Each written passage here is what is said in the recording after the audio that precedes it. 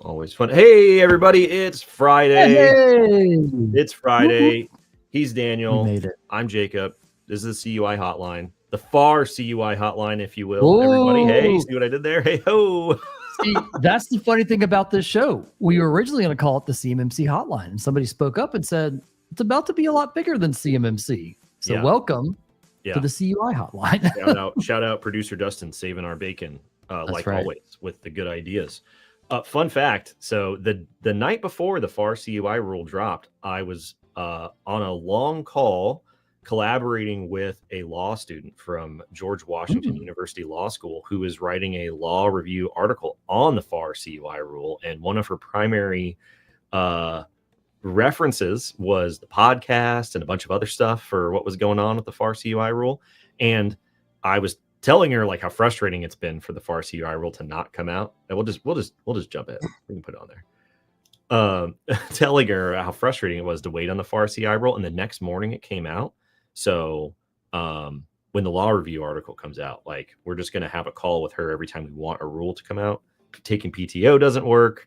About to say, posting memes doesn't work, but out there didn't do anything for us. So apparently she's the lucky charm for getting the FAR CUI rule to come out. Yeah. So in case anybody has not gotten online in the last couple days, the FAR CUI rule has been released after 14 years after Executive Order 13556 and almost 10 years after the cluster of federal CUI program things like the federal CUI regulation, 800-171's original version, DFARS 7012, all this stuff happened in 2016. And we didn't get the one piece that we really needed, but now we have the proposed rule. Daniel, you made this awesome slide here as a quick summary after our initial pass of the rule. Yeah, so I mean, it's pretty fascinating. In contracts that's going to vary a little bit on FAR CUI depending on how much rulemaking happens. But NIST has alignment with Rev 2, same as CMMC. Tailored versions of 172, same thing as CMMC. Incident response a little bit different, right? From 72 hours to 8 hours. We'll see if that sticks around in the final version. I've had many people message me and say that's going to be impossible. I don't necessarily disagree. And you had a LinkedIn post this morning, Jacob, where you were like, I mean, how long is it going to take you to prepare the document to submit it? They estimated in the rule. So spoiler on the poll, right? This is the fun part is the FAR CUI rule says you have 8 hours to report a CUI incident. But then later on in the rule, they estimate how long they think it will take people to prepare and submit the report. And they estimate that it will take 4 hours to do that. So 50% of the window that you have to submit the incident is going to be taken up just getting ready to submit the report. The math ain't mathin', right? Obviously, math ain't not going to work. So that was another thing where the math wasn't quite mathing for me. Cloud providers, right? So CMMC, moderate authorized or DoD memo equivalent. But FAR CUI threw in a little bit of a different verbiage, moderate baseline standard. Are they trying to play this equivalent game with us instead of just authorized? Do we know yet? What are your thoughts on that? It's weird because, the open secret is that nobody likes the concept of equivalency. It's messy. They don't have the resources for it. They just want FedRAMP or bust, right? And the rumor for years had been that the FAR CUI rule will not say the word equivalency. And that's technically true. The FAR CUI rule does not say the word FedRAMP moderate equivalent. They just say must meet the requirements in FedRAMP moderate. And so an obvious public comment that I'm sure many will have is, what does meet these requirements mean? Does it mean I need to prove via an authorization? Does it mean that I just draw you a picture with crayons and say, hey, I've met them? Like, what does that mean to you? It's an open question until we see their comment responses. But I'm sure a lot of people are gonna point that out because it doesn't clear it up. Equivalency is dead. Long live equivalency, I guess. Because RIP. Who knows? I don't know. What does meet the requirements mean? Come on, FAR CUI, help us out a little bit. There's a bunch of fun stuff in there, right? Like for instance, preview for one of the fun posts that we're going to make next week. When they estimate how long it'll take people to submit a CUI incident report, they also estimate the number of companies that they think will need to submit an incident report every year. This is a CUI incident, meaning an issue with unmarked CUI spillage, things like that, not necessarily cybersecurity incidents related to the data itself. They, based on the numbers, estimate that of the 67,000 some odd contractors that would be affected by this rule, which is a low number, less than 1% would actually experience a CUI incident and report it to their contracting officer, which is completely absurd. No way.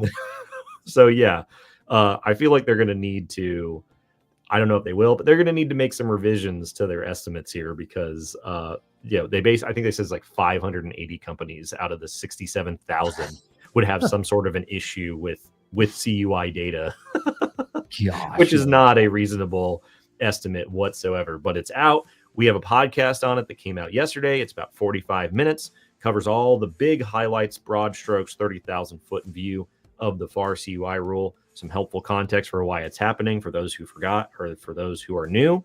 For the most part, though, they do a good job in the rule of calling out requirements that will affect all contractors, including the DIB, and just the requirements that will affect non-DIB contractors because of DFARS 7012 and the history of contractors needing to comply with 800-171. So it doesn't really change a whole lot for defense contractors, but it is still something to pay attention to, if for no other reason than the manna from heaven that is the standard form that will be created as a result of the rule, that in your solicitation will clearly identify whether you have CUI or not and which categories of CUI are involved with that contract, which, if I don't care what else the rule says, that in and of itself is exactly what everybody wants to happen. So this is awesome. They want it. But here's what contracting officers are going to do. They're going to put about every type of CUI you can think of on that form. Way. I mean, don't you think? That's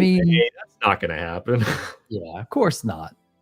So, Vincent, to your point in chat here, we need to push back on the concept that shorter reporting timelines will result in better reporting. There is no correlation. I agree with you.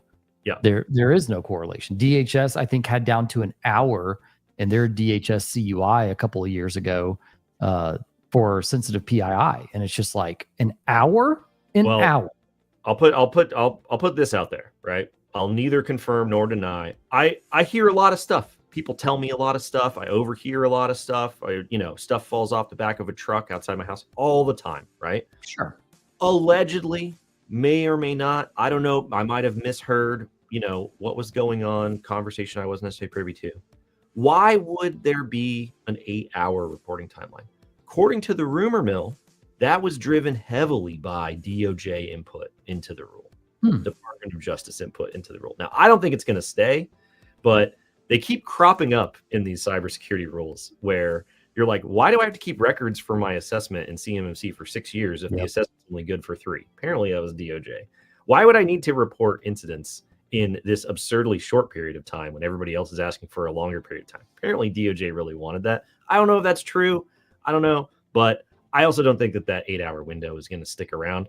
The CERCSIA rule wants 24 hours. DFARS 7012 currently says 72 hours.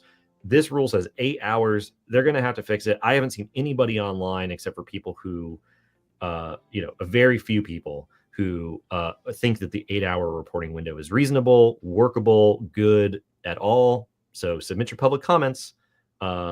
They're due in 59 days. Let's see. Oh yeah, I will DM you, Vince. I will DM you, Vince. Vince and I have had some friendly bets over the years of when certain rulemaking events will occur, when publications will occur, and the prize is usually sending each other expensive bottles of alcohol. So I will DM you, Vince, for the bottle of gin that you owe me. Okay, I love that. Let's see here, Daniel. We can review the SMB crunch. Apparently, you had a very interesting conversation just this morning. I did. So I don't get to do a lot of on-site visits, but I actually drove over to a machine shop this morning. Small machine shop, and great people, super nice, great company, great culture. I could already tell walking in, and they don't know what's going on. I mean, I look at them and I have conversations, and they genuinely want to do the right thing, but they have no concept, no employees to take this on. The outsource partners that they're talking to don't seem to be leading them down the right path. And so they kind of feel stuck. They're like, it's very expensive to do this CMMC thing. Is it actually going to be worth it? Oh, and by the way, we don't know if we're doing it right. It feels like we're getting not great advice all the time. And are we going to have to hire somebody to run this in-house at a 9-person company? And I look at that and I left that. And whenever I meet these people in person, because we do a lot of Teams calls, right? You have an extra level of empathy for the small business, right? And they're trying to do it the right way. They're trying to get in place before they get defense contracts, which is very, like, congratulations. Very few people do that. Usually it's a retroactive problem. Yeah. And I just look at it, and Jacob, I mean, I was quite honestly somewhat crushed, because it's like, there really isn't going to be a small business anything here once CMMC comes in. I mean, by small, I mean more kind of micro, sub 15, sub 20 users.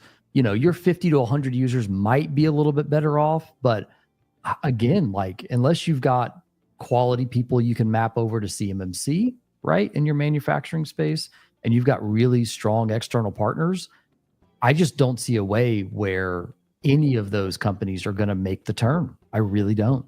It's tough, man. I mean, it's really tough. Two things come to mind. The first one is when you were talking about how you were explaining costs to them, and they were like, yes, other people were telling them that they could get compliant and good to go, buttoned up, all done for a very small amount of money. Oh, yeah. They had heard that they're like, we can get you fully compliant all the way for 30 grand. I'm like, just your assessment is probably going to cost you close to 30 grand. And then you said that they said, well, you're the first person that explained why things are costing what they're costing. And I was like, how is that possible? People are out there getting lowball bids, but they're not explaining how they're arriving at that number. They're just giving them a top line number. Kind of the CMMC in a box. It's like, hey, you write us a check, we'll take care of it. And it's like, that's not how this thing works. It's like, you have to be literally in bed with whatever partners you pick, because they got to show up to your assessment. Yeah. The cap says they got to show up, right? The 32 CFR put in a line item for external service providers. They got to show up. They got to prep. They got to help you if you're using one, right? And so, I was like, congratulations, guys. Like, trying to do the right thing, because there's going to be so few small businesses, the set asides and the amount of money some of these companies are going to make that do it and follow through is going to be astronomical. That 9-person company might be a 90-person company within the next 18 to 24 months, right? Yeah.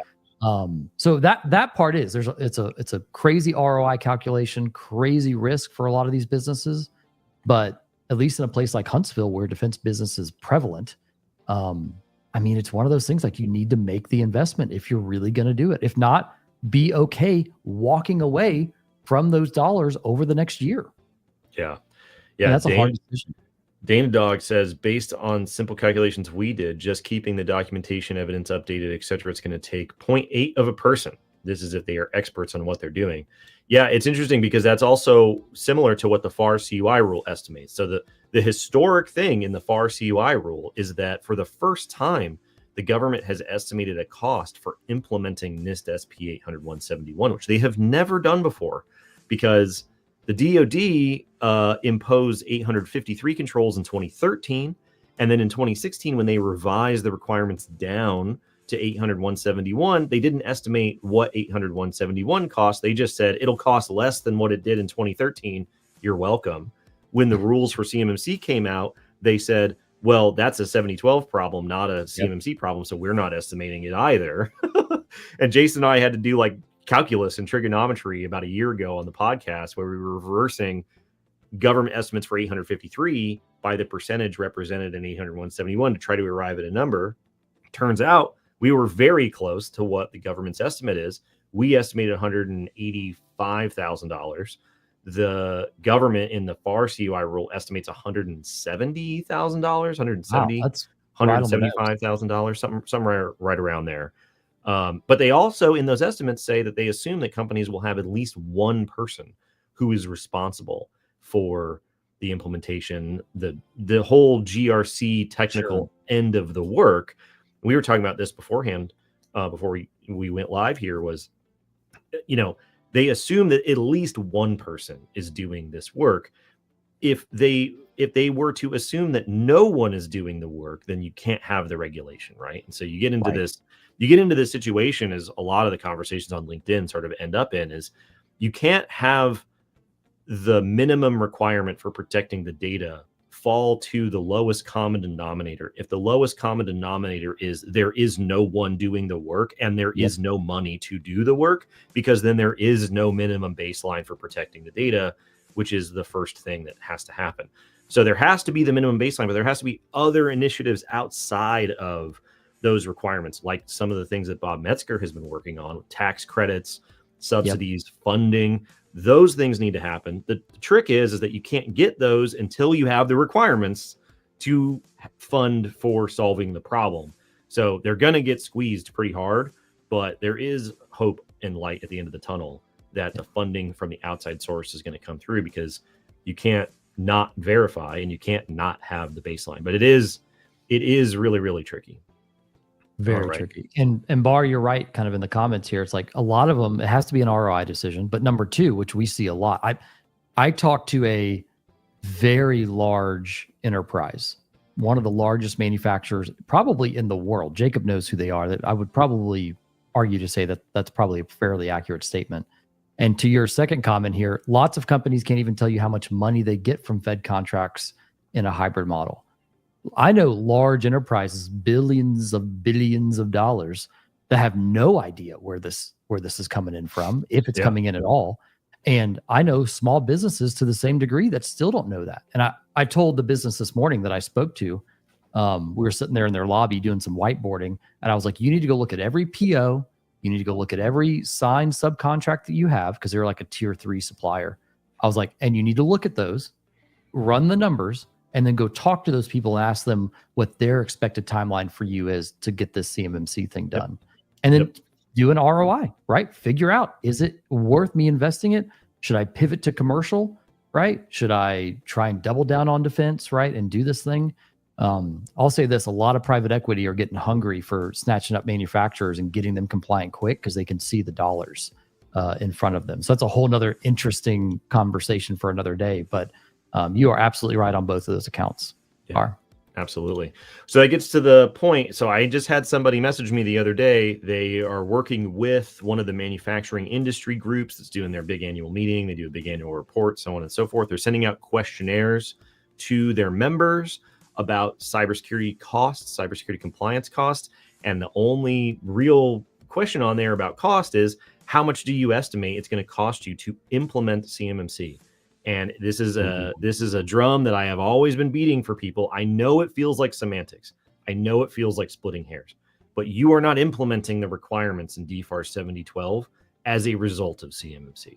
CMMC is making sure you did those requirements. So your costs for assessment via CMMC are separate and different from the cost of implementing your requirements in the NIST SP 800 171 or 172 document. This is important, because the first thing that's going to happen is, if everybody says it's going to cost me $300,000 to implement CMMC, then the government is going to come back and be like, no, it doesn't, because there is no implementation cost for CMMC. So if we want to get to the point where there are funding, there is tax credits, there are these other things, we have to be very precise with saying, these cybersecurity requirements pursuant to this obligation cost us this much. These requirements pursuant to assessment requirements cost this much. You need to fund this, you need to fund this, you need to fund this. If we just lump it into one big bucket and we aren't precise with what we're saying, it's very, very difficult to get the government and the rule makers and the appropriators to pull the right lever for the right colors of money for the right thing. So it seems annoying, but every time somebody goes CMMC implementation costs, we're not being precise enough. Now, soapbox over. Right. How much does CMMC cost? Daniel, what have we seen in terms of companies that have gone through assessment? Which, breaking news, everybody, we now have 18 clients who have gone through joint surveillance assessments or direct CMMC assessments that ostensibly are CMMC level 2 certified. More than a dozen and a half companies have gone through. And ours is coming up, by the way. So ours is coming up soon. Yeah. What have we seen in terms of assessment costs for CMMC, not implementation costs for DFARS 7012? So assessment, like talk like a actual C3PO coming to assess, Jacob? Yeah. Was that the question? Yeah. Yeah. So on the low end early on, and this is mostly joint surveillance before the market was as red hot as it is now, or getting hotter, about 30K give or take, sub 50 users, single shop, right? Single facility. I've seen those prices start ticking up rather quickly now that CMMC is, real, you could say, right? So I've seen a 70-person company with 2 locations be priced a $60,000 CMMC assessment. I've seen 70,000. I haven't seen the 6-figure number that's been floating out there for a very long time. Yeah. But I've seen, 60, 70-ish thousand dollars is probably not going to be that abnormal. Because again, it's a supply and demand. The company this morning asked me, they said, how much does an assessment cost? I said, well, first off, the DoD does not regulate that price. Market force. It's market force. And I was like, as a small business, you can probably budget somewhere between 20 to 40, but it has kind of gone up from there. And it's only going to keep going up unless we rapidly add more and more assessors, right? Which I know they're actively working on. So, yeah, which I mean, assessments in the ballpark of 60 to 70K, like Brett is saying here, that's also what Vince says he's seeing in that ballpark. Yeah. That is a very enticing type of market for more assessment providers. So that's what it currently stands at. If you're like, hey, we got to get an assessment right now. So we've seen it everywhere. Well, also, right now, from at least from Fernando's lips, right now is like Q3. Yeah. Yeah. So right now is very hard to find in the C3PO community. So yeah, go ahead and make people who prepped and scheduled their assessments to start in Q1 paid 30-ish. People who are showing up now and they need to get in line as fast as possible and they're trying to go as soon as possible this year are paying double that, sounds like. Yep. It can vary. We haven't seen a 6-figure assessment cost despite what people on social media have said. But it is up to market forces. So you definitely want to try to get in sooner rather than later, depending on what's going on, and try to control your scope as much as possible, because that's going to be the main thing. Which I know I've mentioned this on other calls, but we do have a list of C3PO partners. If anyone's interested, I'm happy to send those out for people that we know and trust in the community. So I know it's can be hard to navigate sometimes. So yeah, we've done some of that work for you. Absolutely. All righty. Somebody had a hotline submission on the website, cuihotline.org. They said, will the lack of a phased rollout in the FAR CUI rule affect DoD's phased implementation for CMMC? That is a great question. That is an excellent question. So as we know, well, the short answer is no, it will not affect DoD's phased implementation. CMMC as a requirement in contracts will roll out once their 48 CFR CMMC DFARS rule is final and effective. We expect that to happen sometime between March and June-ish. At that point, they will start inserting CMMC requirements into contracts in phases rather than all at once for all new DoD contracts. They expect that phased rollout will progress over the course of 4 years. Very difficult to project and estimate when you specifically will have these requirements based off of whether or not you're working for one of the prime contractors, what your specific DoD customer is going to want, things like that. But that's the general idea for the plan. This is primarily done by the DoD to try to ramp up the assessment ecosystem and therefore to reduce the burden on industry. They are not required to have a phased rollout, but it's a good idea. It makes things smoother. And so that's what they went with. However, in contrast, the FAR CUI rule has no such stipulation. There is no phased rollout for when these new contract clauses will go into federal contracts. They'll just go into all new federal contracts the day that the rule is final and effective. So that will not affect DoD's implementation of their CMMC verification. Contractors in the DoD have had these requirements pursuant to 7012 for a long, long time. For everybody else, however, they will not have this long, very long, constantly extended timeline since 2016 of like, please implement the requirements. Please implement the requirements. We're going to come check. We really are going to come check. Okay, time's almost up. Here we go. Hourglass is almost empty. Okay, now we're going to start to phase in assessments, right? They're just going to go, boom, you do it or you don't, right? So DOJ they're like smacking their lips right now because they cannot wait for all the false claims once FAR CUI drops. Because now here's one good thing about FAR CUI, because it trumps DFARS, right? It's a top level requirement. DoD contractors should be getting that CUI form, that SF form, Yes. right? And Yes. so you'll end up, once this is live, the DoD won't have a choice but to provide that documentation if you haven't gotten it before. So there is some silver lining on the CMMC side, but the DOJ, man, they cannot wait to see how many people falsely attest to compliance with this thing. Yeah, a good way to think about it, right, is for defense contractors, the FAR CUI rule as written in the proposed rule doesn't really change your requirements whatsoever. There's some clauses to get familiar with. There's some reporting timelines to pay attention to and how that plays out. Yeah. But your requirements in your defense contracts aren't really going to change.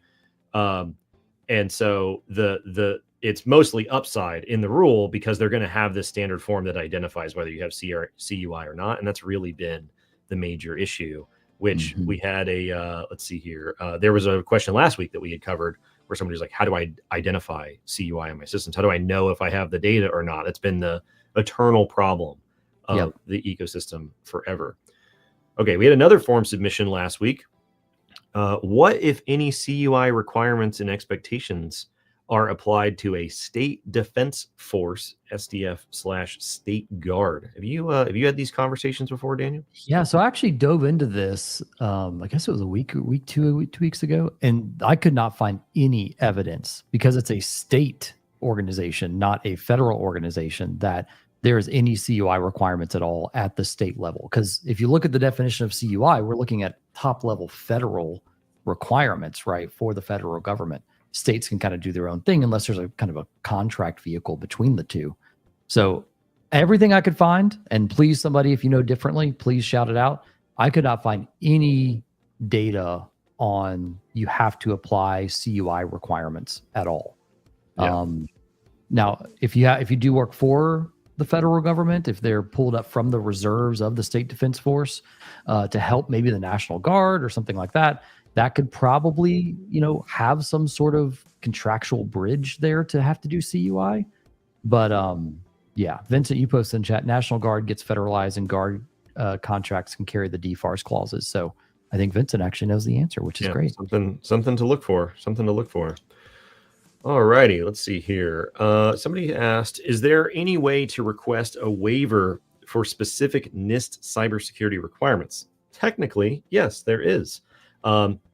This is not done via CMMC. Most people don't do this, and people who have tried to do it have had mixed results, is how I would put it.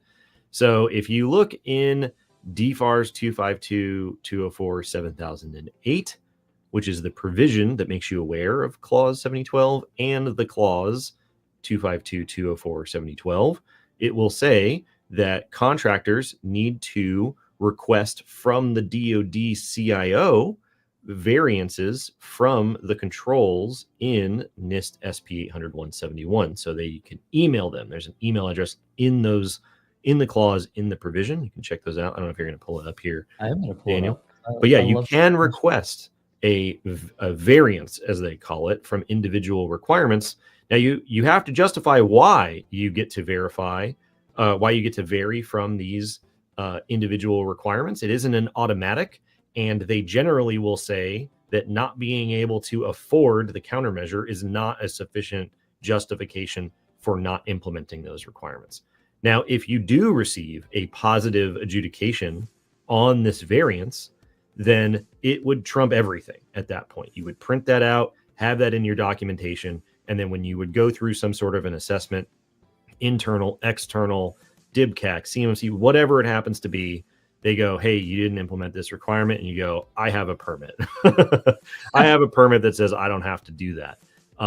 Now, not very many people do this. Not very many people know that they can try to do this. Of the people that we know who have tried it, they often do not get individual waivers for individual cybersecurity requirements, but the mechanism does technically exist, so you can try. My recommendation is to recommend an alternative but equally effective solution rather than simply saying we don't want to do it, right? That's the best way to facilitate that. On a related note, waivers for CMMC assessments don't work like this, right? Waivers for CMMC assessments don't work at the individual control level. They also don't even work at the individual company level. CMMC waivers are for contracts, not for contractors, as we like to say. So the waiver at the DoD level will say this entire award, this entire contract will not have CMMC verification requirements in it.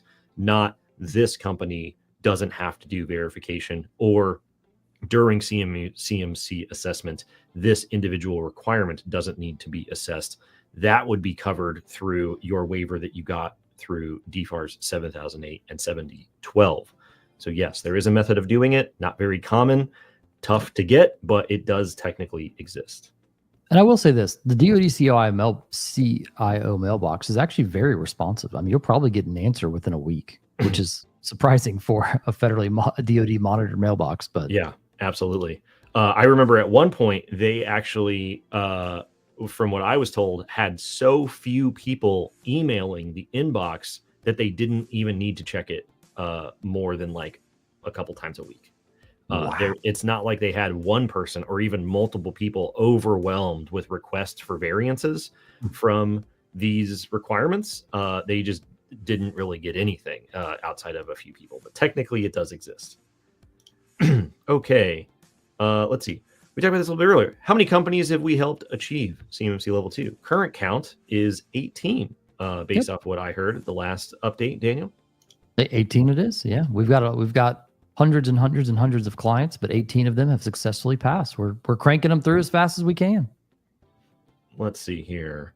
I don't know if you have a good answer for this one. I need to refresh. The SHRM says, can you speak to how and if DNS hosting administration U.S. person requirements is covered in CMMC or NIST SP 800-171 if your DNS provider isn't FedRAMP High and is managed by foreign nationals? This is fun. So DNS is not CUI. The DNS records that you possess as a commercial entity, your A records, MX records, C names, all the fun things, right? So that part's good news on the CUI side. However, there is the conversation of anything that process, stores, or transmits CUI. And again, DNS is not doing that. It's just a pointer record to whatever IP you're shipping things to, right? So for those unaware, a DNS record basically is like kind of like a street address where it kind of helps correlate, or a zip code kind of helps correlate and pinpoint what exact address to send things to. So that's good. The foreign national thing gets a little bit interesting because there's a conversation that, and you could probably prove this either way, but there's a conversation that's had saying if a non-US person has the ability to access export control. So if they would have the ability now to access export control data by changing said DNS records, that would be a problem, right? That's a very hard case to make, to say that, yes, by them having access to DNS records, they would now have the ability to access export control data, because they're not intercepting the data stream per se. They're not doing a network tap. It's just the records and the pointers of where things are going. So, I just be careful with that, right? If they could change the spam filter to something else and it's now intercepting mail and then relaying it in a different way, there is potentially an issue there. But broad stroke, there wouldn't be an issue on the CUI side, because it's a security protection asset, but it's not processing, storing, or transmitting CUI. And on the export control side, you'd be pretty hard pressed to say that somebody would have the ability to access export control data by having access to DNS. Yep. So there you go. Yeah, Bruce said NSA CCC has a program for PDNS, which is free, which is awesome. People should definitely check that out as well. Chris Hughes, a good friend of mine, actually told me about this program. It's pretty cool. Yeah, absolutely. Technically, the types of requirements that are satisfied by PDNS are not requirements under DFARS 7012 or 871. So you don't have to do this, but it is very helpful. It is good for security. So check it out. And as far as we know, there isn't any cost attached to it other than time. Fun fact, back in the CMMC 1.0 days, circa 2020, the CMMC 1.0 baseline tried to tailor in better controls for controlling DNS and DNS security. But as a part of the backlash to CMMC 1.0 and the ultimate alignment to 800-171 above all else, we weren't able to keep those controls. It was the 20 deltas. controls around DNS, controls around email, controls around all sorts of things that people are like, Yep. why isn't this a requirement? Well, DoD tried to make it a requirement, and now we are using 171 and the revision cycle that 171 goes through. And we might talk about this later when we get some time. If those requirements are not in the 853 moderate baseline, they will never be in 800-171 in any form. So sometimes you wish that we had the Delta 20 back in 2020 and then went from there. But it is what it is. Let's see. If you implement DNSSEC, they corrected it. If you implement DNSSEC, does it make it SPD? So a security protection data would only be relating to the logs of a security protection asset supporting something that inside of your CUI boundary or CMMC boundary. So again, I don't see, I mean, yes, extra layers of security for DNS are great, but is it a requirement to have these DNSSEC implemented for your CMMC enclave? The answer to that is no. You don't have to have DNSSEC, although you should. I mean, it's a good practice, right? Yeah. Same thing with like DNS filtering. It was one of the 20 controls that was dropped off the old level 3 back in 2020. It's a good idea to have. Cisco Umbrella is now FedRAMP for those that might not be aware, but it's not a requirement. So there's secure versus compliant. That's that fun battle that everyone likes to have. So, but yeah. Awesome. Thanks, the Sherm. You're very welcome. Good question. Good question. That's a great question. All righty. Referring to cost estimates for assessments, John said, I received bids of $72K and $105K for our CMMC 2.0 level 2 certification assessment. We have not seen a 6-figure assessment. So I've got a question, John. If you can answer this, how many physical sites, how many employees, how many FTEs? I'm just curious of the scope of the 105. Good question. Broad stroke is fine, but I'd like a little bit more parameter if you can provide it. I wonder if C3PAs will start to do what like general contractors do, where they'll give an inflated price for work that they don't want to do in the hopes that you won't pick them. That could be it. Although I don't think they're hurting for work right now. Yeah, let's see. We'll see if John updates his answer. He had another one here that said it's going to take 2 FTEs to maintain CMC compliance. I mean, depending on the size of the organization, that sounds about right. If you're going to try to keep them fully in house, I'm gonna take a gut check and say John's company. And if you can post this, it'd be great, John.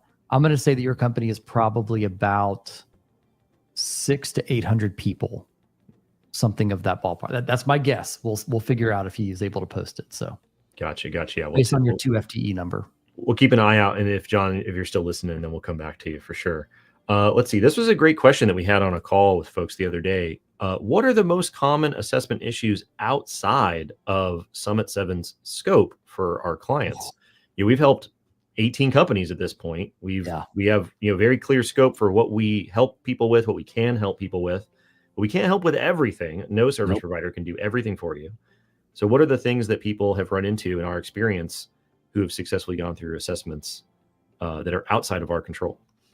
Physical access controls, physical media protection, cover sheet, shredder, lockbox, etc. Especially if you're doing like a carve out of your organization and not the whole thing, right?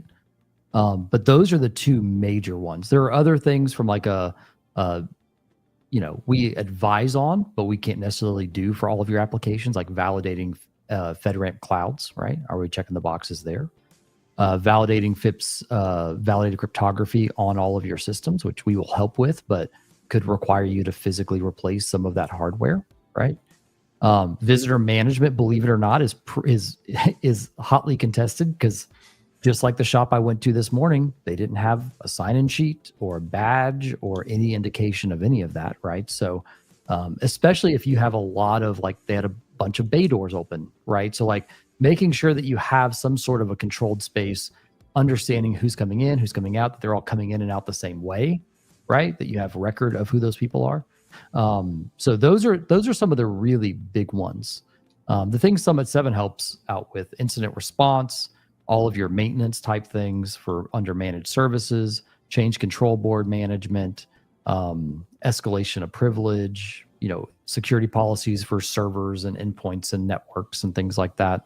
But because we're remote, anything, that we can't see with our own 2 eyes or physically put in place is usually open for a potential problem, unless we can consistently check with the company itself and make sure yes, they have done that. And yes, they have the right artifacts in place.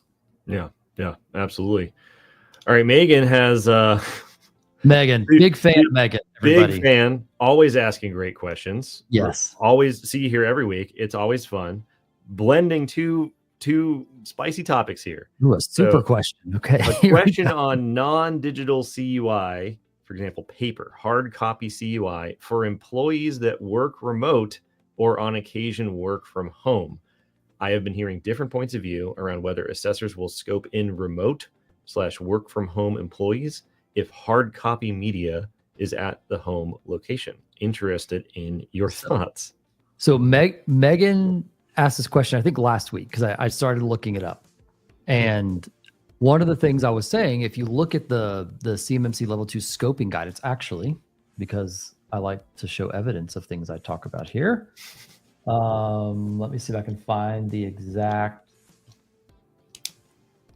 And just so you know, Megan, we're going to have a C3PAO panel at CS2 Reston, which you can show up in person, love to see it, or you can watch virtually. And I will make sure that we have this question as one of the main questions on the panel because it comes up quite a bit. And sometimes you can get mildly different answers, as you have said here in your experience with what's going on. So overall, physical media in a home office is not great. Now, there are alternate work sites, but here we go. This is from the CAP, CMMC assessment process. When encountering multiple physical locations, the assessment team should consider in its sampling approach whether different locations use different physical control methods, whether scan results cover systems at all locations, and whether defined system boundaries account for all physical locations. So this is just basically saying, like, you know, you can probably just do a sample size, right? You don't probably have to do every physical site. However, a home office is going to have dramatically different physical protection controls than your physical office. So I could see a case where the home office as a sampling does get brought into scope, assuming that they're meeting those physical access controls, right? So like they want to make sure there's a lock on the door, there's a, you know, a box with a key in it, or, you know, a filing cabinet, whatever it is. So I say all that to say is, like, I would not bring CUI home. That's recommendation for Daniel number 1. If you have to assume that they are going to want to see at least one of those offices with their own 2 eyes. That's what my gut says. If there's any C3POs in chat that think something a little bit different than that, please let me know. But this is the way that I interpret that. And because you can't have identical controls on both your office probably and a home office, right? Because they're very different environments. I would be ready to be assessed for both. Yeah, and then on that note, Bruce was asking, where can I find info on that C3PO panel? It's going to be at CS2 Reston, just apparently 108 days, 19 hours, and 16 minutes away. And scrolling across the bottom, there's a discount code for 15% off registration, but we'll have the C3PO panel on there. If you have more questions for the C3POs on that panel, then feel free to leave them in chat, and then we'll integrate them into the agenda. Yep. Alrighty, let's see here. Bring up some other ones that we have. Oh, this was an interesting one. Copilot licensing gotchas. Are there special considerations? Everybody loves a good licensing explanation, Daniel. Everyone loves a good licensing explanation. What about when it comes to Copilot? For those on the call that don't know about m365maps.com, highly recommend. Great resource. It's not a Microsoft resource, but somebody from Microsoft created it a couple of years ago. That's a good crosswalk. But I tell people all the time, number 1, Copilot's in GCC, M365 GCC. In GCC High, it's supposed to be out sometime mid to late summer is the last update that we heard, which is great. However, the things that I'm hearing are very interesting about people who have launched Copilot without data governance in place. So like the purview protection, appropriate permissions, and basically doing an audit ahead of time of those things. They are finding that their employees can see sensitive data that they should not be able to see because Copilot is enumerating data from all the sites they have access to, right? And so my recommendation to anyone, before you flip any Copilot switch, any OpenAI switch, private cloud, anything like this, be very sensitive and go ahead and do an audit and build a data governance plan for your databases, for your file shares, for your third-party clouds, whatever it is, whatever's going to be an ingestion point, because you will quickly see that users will have access to more than they should, and the users never knew they had that access because they never went hunting for the files. A Copilot is crawling for that information based on their permission and governance that user has. So be very, very careful. It's a great tool, enhance productivity, the whole shebang, but it's very dangerous if you want to keep every secret a secret. So yeah. Deploying awesome new technology without appropriate governance? No way. Get out of here. That's not a thing. All righty. Producer Dustin says that we had a call on the hotline. Okay. Hotline us up. Let's check it out. Okay, I'll try to make this quick. We're working on the bidding process where the government is requiring a contractor to utilize an online tracking system. The recommended systems are commercially available SaaS offerings. CUI data level was not clearly stated in the solicitation.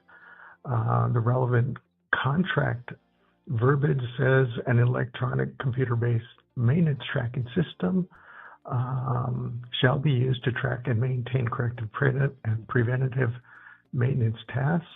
The government shall have access to the system to review maintenance information, tasks, and activities. We asked in the solicitation process, will this contract involve processing of CUI on a covered contractor information system? The answer came back as CUI documentation will not be processed at the contractor facility. We also asked if a covered contractor information system is required or proposed by the contractor, what CMMC assessment certification level is required for this effort. And the answer was refer to question 22, the previous question that we asked. The DFARS clauses incorporated by reference is the 52.204-21, basic safeguarding of covered contractor information system, 252.204-7009, limitations on user disclosure of third-party contract reported cyber incident information, 252.204-7012, safeguarding control covered defense information and cyber incident reporting, the 252.204-7020, the NIST 800-171 to DoD assessment requirements, and lastly 252.204-7024, notice of use of supplier performance risk system spurs DFARS. So really, I don't know where to go from here. I've heard on previous discussions if DFARS 252.204-7012 is incorporated in the contract, then the CMMC level it needs to be level 2 as either self-assessment or otherwise. Obviously, with these systems SaaS available, what do we flow down to the SaaS provider?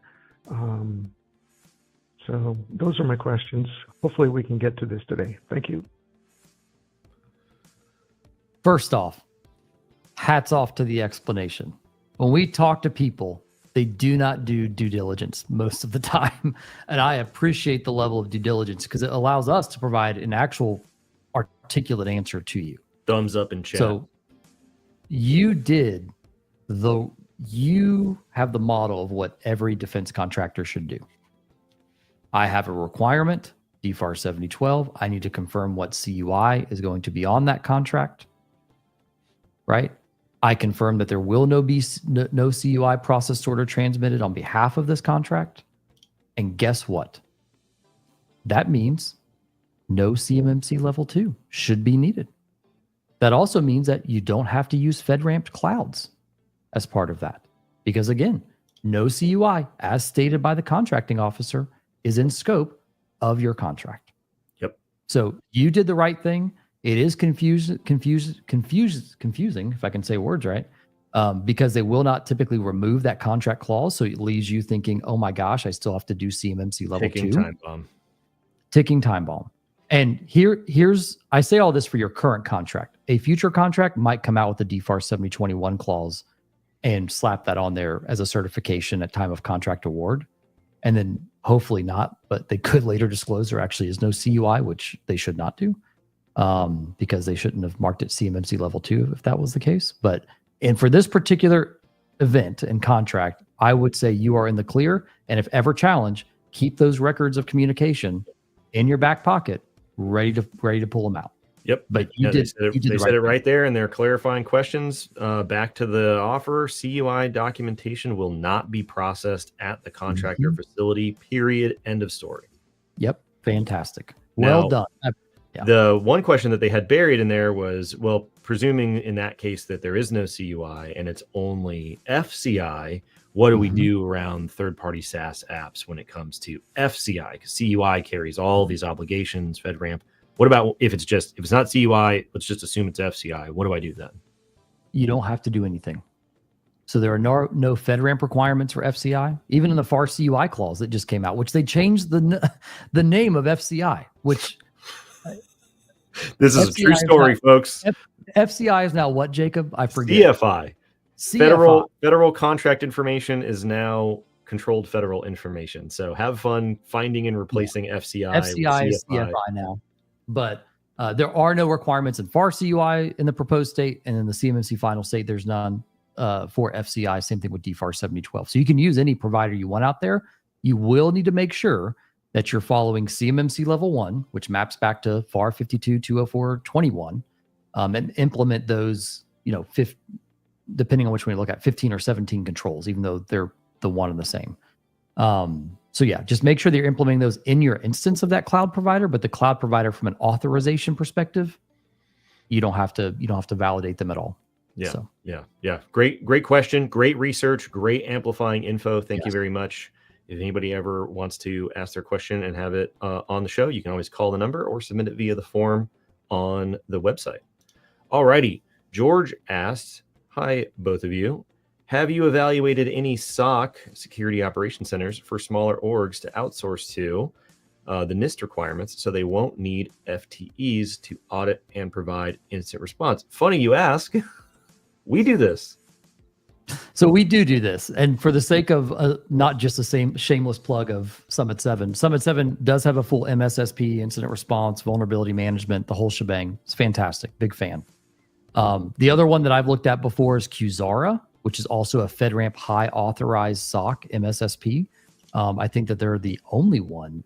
Maybe CrowdStrike Falcon is also in that list as well from a FedRAMP high perspective. But yeah, Qzara and Summit 7's SOC/MSSP are the two that we kind of default to, just because we know they're all U.S. persons. Ours is actually all U.S. citizens on our side because we do deal with some higher levels of export control data. But yeah, there's some good options out there. Yep. Look for one that has a shared responsibility matrix. Look for one that meets your export control requirements. Yeah. And make sure that they're using FedRAMP tools if they're doing sandboxing and things like that. Those are my 3 interview questions, if you will. So yeah. Well, awesome, George. We look forward to hearing from you. So there you go. Somebody said CrowdStrike does have FedRAMP auth. Just make sure you ask because that's not going to be their default, unlike a Summit 7 or a Qzara, where that's just the water that we swim in every day. You might have to ask for that specifically. So you do. So the CrowdStrike version, I think their commercial version is actually FedRAMP now, but the problem is if you have export control data, you've actually got to go GovCloud. So it could be you have to do that for their CUI as well if their commercial product isn't FedRAMPed. But yeah. So. Yeah. Ask around for sure. And then we get you the info from us so you can compare and contrast. Yep. All right. Robert says, with the new SFXXX document, this is the placeholder name for the standard form in the FAR CUI rule that will identify whether or not you have CUI involved with the contract. The placeholder name is SFXXX. In the final rule, it will be SF89 or SF 1403 or whatever, standard form, whatever the number is in the GSA library of standard forms. So with the new SFXXX document, how far down do you believe this will reach? Every government entity that offers research grants funding for storing data, will HIPAA be affected? Well, Go up to Michael's question first before you answer this, because it's the very first comment we got that is the perfect tie-on to this. Ooh, if you can find it. Ooh, uh-oh.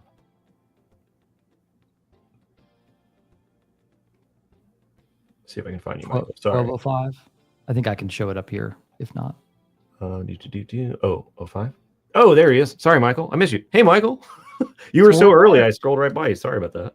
We're going to tag team both of these because they could both kind of fit and apply as well. So if there's no contractual agreement, does FAR CUI apply?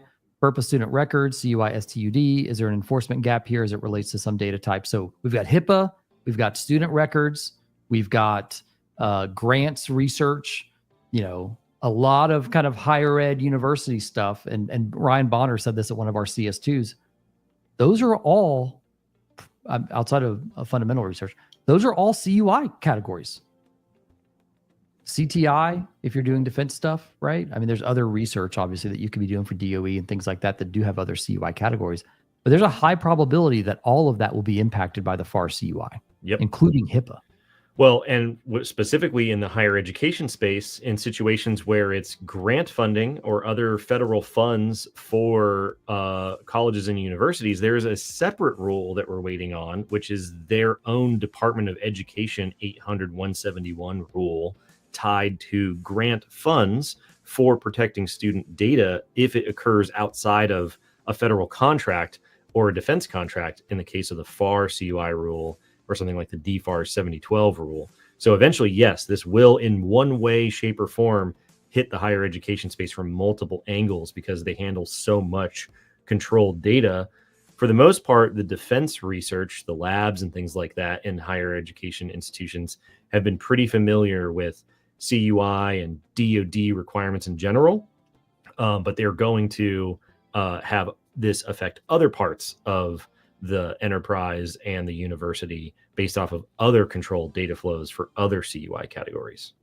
So this was back in 2020 when they initially brought this up for federal student loan partners, aka universities and things like that. If you look at the CUI categories related to like personal identifiable information, right? There's several categories kind of scattered throughout that have that type of requirement. Most of that's for federal employees, not like commercial employees, right? So yes, I think FAR CUI will apply for those holding like medical records for federal, military, federal employees, things like that, as an overlay on top of HIPAA. But if we're talking just general healthcare and there is no federal funding or federal contract vehicle, chances are that's not going to apply, right? So it's going to be a little bit of a dance depending on, in the HIPAA space, what kind of work you're doing. And if you have any grants or contracts with like the VA, great example. Even though the VA you probably could still have DoD contracts with, but or DoD contract verbiage. But anyways, I say all that to say is like the federal government is coming for everybody when it comes to this sensitive information. And if contractors behave the way they've behaved historically, they're going to do a overmarking situation for CYA.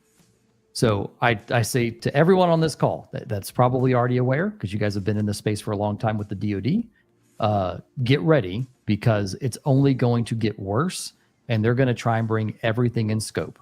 Find yourself a lawyer, make sure that you understand the CUI registry and what's applicable, and you're going to have to be ready to push back. Yeah. If you don't have to. To Robert's question, how far do you think it's going to reach? I'm yes, I think it's going to reach quite far. And, HIPAA should be affected because most of the controlled data types that are governed by HIPAA are controlled unclassified information categories. Now, how that's going to get quote unquote harmonized is still TBD. But yeah, there is significant overlap between the two. There's a ton of health information, genetic information, personal PHI, PII in the health space through federal contracting. So yeah, this is going to affect a lot of people. There's going to be a big overlap with HIPAA. This is no longer an anomaly from the defense ecosystem. This is going to affect a lot of other sectors who maybe wrote off what was going on. Oh, hey, we got an answer from John for his size of company. So he said $72,000 to $105,000 for their CMMC level 2 assessment. What was your guess, Daniel, for the size? My guess was, I think it was like 600 to 800 or something like that. Way off 5,000. 20 sites, 125 people it's 120 people, probably 120 relevant users in those data flows, but a total staff at the organization of somewhere around 5,000. Thank you, John. Yeah, that's very, very helpful information. So the odds of a single site 20-person company seeing a $100,000 CMMC estimate, you and John are not in the same boat in terms of assessment complexity, implementation complexity, data flow, control, things like that. All righty, let's see. This is an interesting follow-up to the call that we had. Brett says, good luck to the caller. I've had RFP Q&As say there is no CUI, and then when you get the DD254 section 11, L, receive, store, or generate controlled unclassified information, the box is checked. So it may not be as easy as simply going off the answer that they gave you in the Q&A. So beware of section L in your DD254 if you end up getting the award based off what happened in the Q&A. All righty, let's see here. Somebody was talking about just one example of all the different forms of CUI, IRS feed of FTI, tax information. Lots and lots of people deal with that controlled information. Hey, TurboTax is coming in scope real fast. Get ready for what, TurboTax. Tell you what, if you think the DoD's requirements for protecting their data are over the top, you should look at the specific requirements that the IRS has for tax data. It's straight out of 850. It's like 853 plus. I mean, it is a ton of requirements. So this is something separate from the DoD space. Hurry up, Doge. Just go ahead and get rid of the IRS for us. Why don't you? Oh, man. Hey, we're over an hour. Awesome questions this week. Thanks so much, everybody, for the participation. Thanks for the form submissions. Thanks for the messages on the hotline itself. It's always open. If you find this afterwards, you can always leave comments and questions, and then we will add them to the queue starting next week. We do this every Friday. We have the podcast every Thursday. You can find this on Apple Podcasts. You can find it on Spotify. You can find it on LinkedIn. You can find it on YouTube. CS2 Reston is coming up in May. Tons of stuff going on. Tons of stuff happening. Always fun to hang out with everybody. And we'll see you next week. See you guys. Have a good one.